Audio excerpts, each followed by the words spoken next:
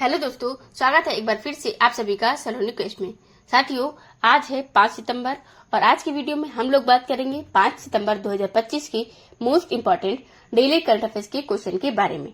तो जैसा कि आप जानते हैं, आज के दिन कौन सा दिवस मनाया जाता है? शिक्षक दिवस मनाते हैं डॉक्टर सर्वपल्ली राधाकृष्णन जी की जयंती पर। तो चलिए शुरुआत करते हैं। हमारा आज का पहला क्वेश्चन है, नई दिल्ली में लॉन्च की गई भारत की पहली स्वदेशी निर्मित माइक्रोचिप का क्या नाम है? माइक्रोचिप का नाम बताया गया है, पूछा गया इसमें। ये भी वेरी मोस्ट इंपॉर्टेंट क्वेश्चन बनेगा। डायरेक्टली छपते हैं क्वेश्चन एग्जाम में, तो जैसा कि एग्जाम में मिलेंगे, अब ये इंपॉर्टेंट हो जाता है question. Very most important question. दोनों ही क्वेश्चन हम आपको बताया डायरेक्टली एग्जाम में आएंगे, देखो मिलेंगे। देखिए, सेमिकॉन इंडिया का आयोजन किया गया है। मैंने आपको 24 अगस्त के ही वीडियो में जैसा कि आपको बताया था कि 2 से 4 सितंबर तक सेमिकॉन इंडिया होगा, जब पीएम मोदी जापान और चाइना की यात्रा से वापस आएंगे, तब सेमिकॉन इंडिया का उद्घाटन करेंगे। तो इन्होंने सेमिकॉन इंडिया का उद्घाटन किया। इस सेमिकॉन इंडिया में एक चीज निकल करके आई है जो सबसे ज्यादा चर्चे का विषय बनी रही है। ये था विक्रम 32। विक्रम 32 या कहें, इसका पूरा नाम कहें विक्रम, जैसे कि 32 शॉर्ट फॉर्म में है विक्रम, ये है। अब 32 क्या है? 32 का इसका मतलब जैसे कि 320 के इसमें बात करें, 21 या कहें कि ये माइक्रोचिप का नाम है। भारत ने अपना इंडिजीनियस बनाया है माइक्रोचिप, पूरी तरीके से इंडिजीनियस, पूरी तरीके से स्वदेशी, मतलब कि हर एक चीज जो है वो फैब्रिकेट की गई है भारत के ही द्वारा, भारत में ही बनाई गई है। और इसरो ने इसे बनाया है। इसरो की एक यूनिट ने इसे बनाया है। तो ये जो चिप है माइक्रोचिप, स्वदेशी माइक्रोचिप, इसको नाम दिया गया है विक्रम साराभाई जी के नाम पर।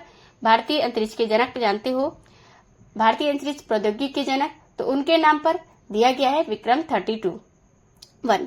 ये पूरा नाम है माइक्रोचिप का। जनरली आपको विक्रम भी इनमें बोलना मतलब पड़ जाएगा, हो सकता है बोलने को मिले। विक्रम चिप बनाया गया है, ये माइक्रोचिप है, ठीक है। तो और इसमें इसरो के जैसा कि VSSC और SCL, जैसे कि हम बात करें मोहाली यूनिट ने बनाया हुआ है। इसमें 180 nm यानी कि नैनोमीटर का सीमॉस फैब्रिकेशन जैसा कि किया गया है। सीमॉस टेक्नोलॉजी है। तो और ये जो इलेक्ट्रॉनिक्स वाले होंगे ना, तो वो समझ रहे होंगे सीमॉस क्या होता है। तो एनमॉस जो है ये क्या होता है? कॉम्प्लीमेंट्री, जैसे कि मेंटल ऑक्साइड, सेमीकंडक्टर फील्ड, ये सब क्या होते हैं ये आप मतलब समझ रहे होंगे। तो केंद्रीय मंत्री अश्विनी वैष्णव जी ने पीएम मोदी को 2 सितंबर को ये सेमिकॉन इंडिया इसको प्रस्तुत किया और ये चिप इन्होंने समर्पित किया इनको।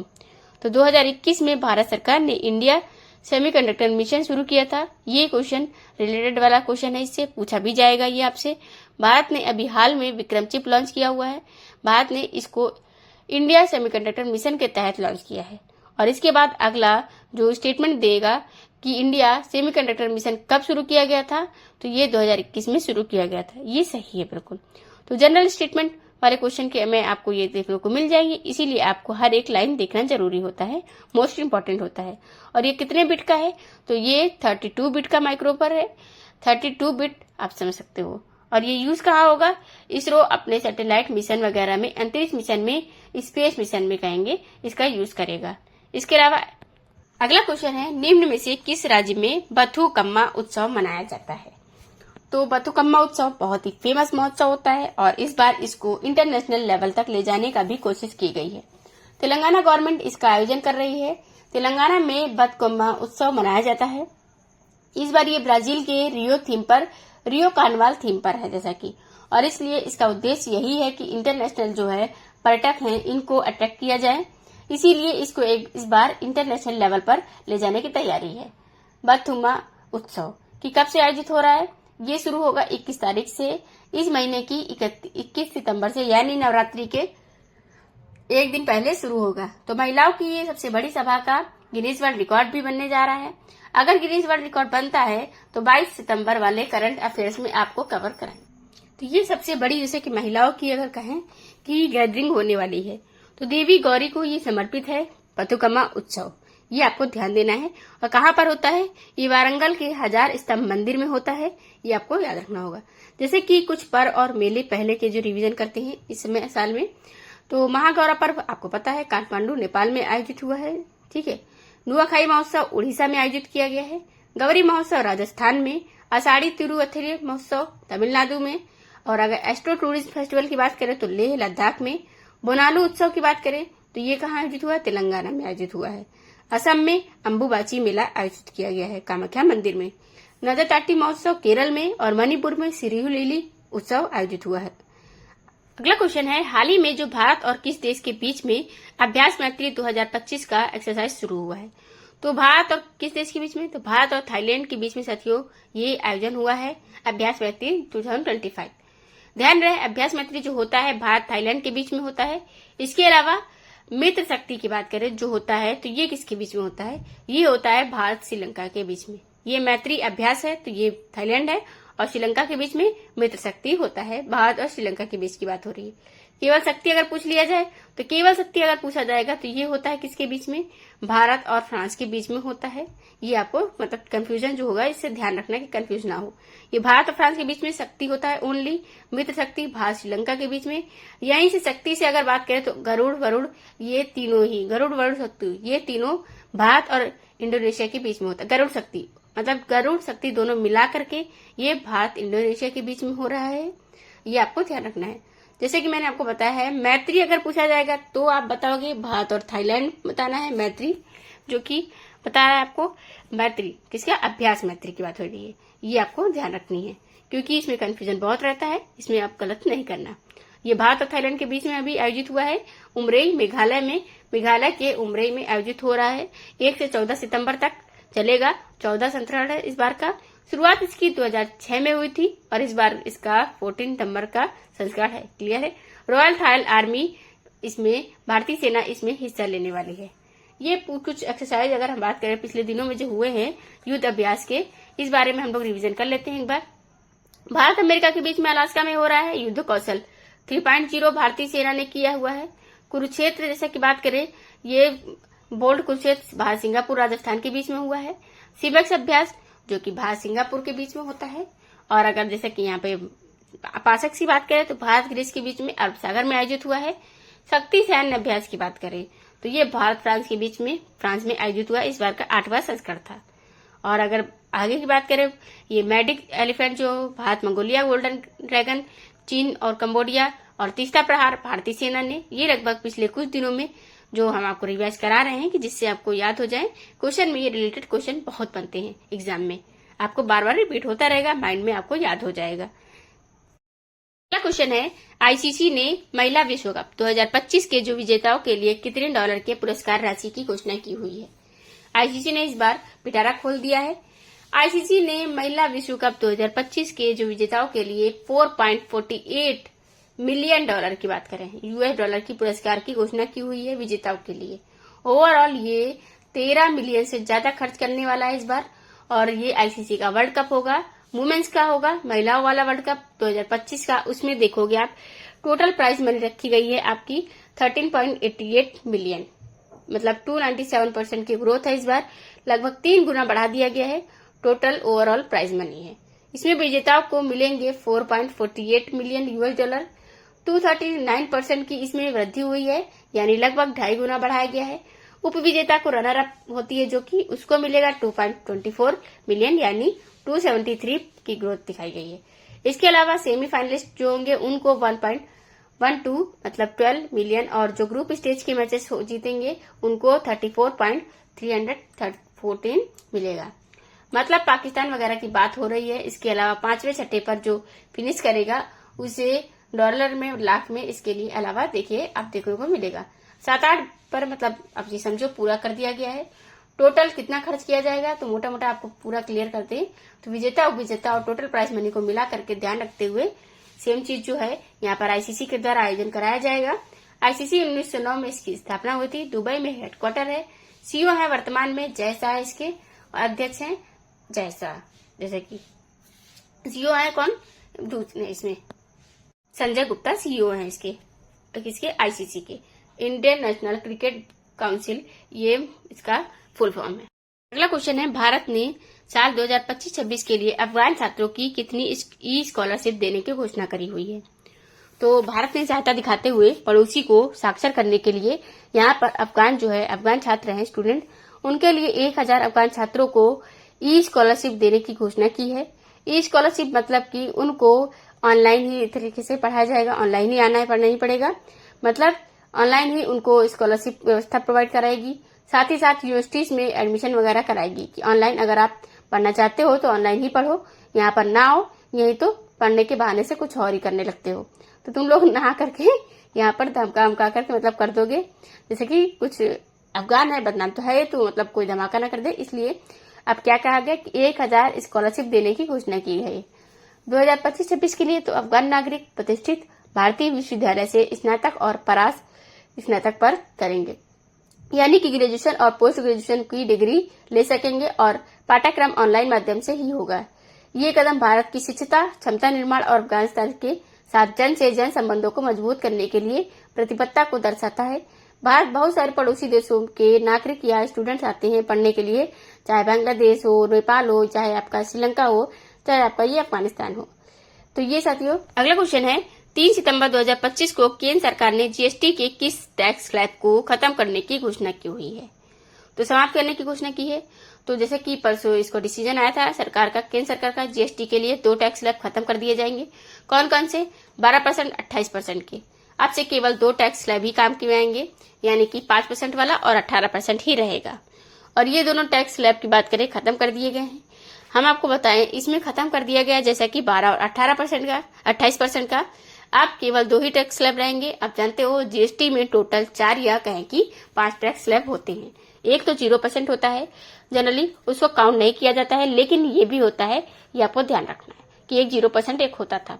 इसके अलावा 5% का एक होता था, एक होता है 12% का, और एक जैसा कि होता था 18% का, और एक लास्ट वाला जो 28% का होता था।